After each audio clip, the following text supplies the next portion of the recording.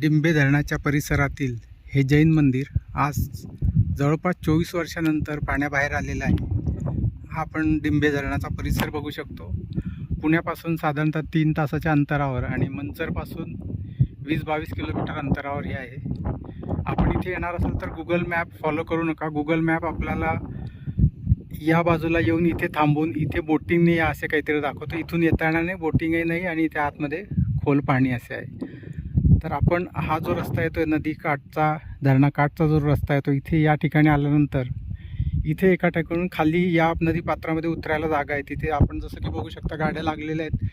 तिथून नदीपात्रातून रस्ता अगदी गाड्या या मंदिरापर्यंत येऊ शकतात. तिथून त्या मार्गाचा वापर करा. स्थानिकांना विचारा कुठून उतरायचं आहे. त्या रस्त्याचा वापर करून आपण इथे पुण्यापासून एक 3 तासाच्या अंतरावर असलेल्या या जैन मंदिरात येऊ शकतो.